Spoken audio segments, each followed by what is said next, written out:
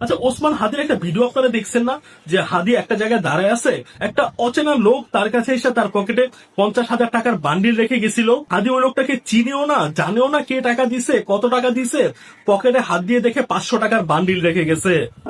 একজনে তো অনেকগুলো টাকা দিয়ে গেছে ভাই, এটা আমি দেখছি, ফলো করছি। আল্লাহ ভাই, দেখি কতগুলো টাকা।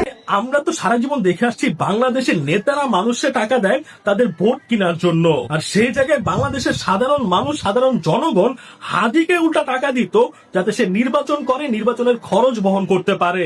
যেই মানুষটা বলছিল সে এমপি হইতে পারলে বাকি যত এমপি আছে তাদের সবাইকে সে একাই সোজা করে রাখবে। যদি এমপি হইতে পারে ইনশাআল্লাহ, বাকি 299 জন এমপি প্রাণ বের করে ফেলবো।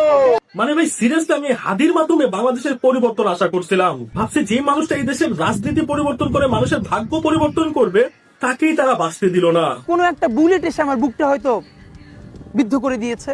হাদি ভাই যেমন মৃত্যু চাইছে ঠিক তেমন শহীদ মৃত্যু সে পাইছে। আমি শহীদ হয়ে গেছি। সত্যি কথা বলতে ভাই এই দেশের রাজনীতির উপর এখন ঘৃণা এসে পড়ছে। ভাইয়া, আল্লাহ যদি আমাকে নিয়ে যায়, আমার বাচ্চাটার দিকে একটু খেয়াল রেখে।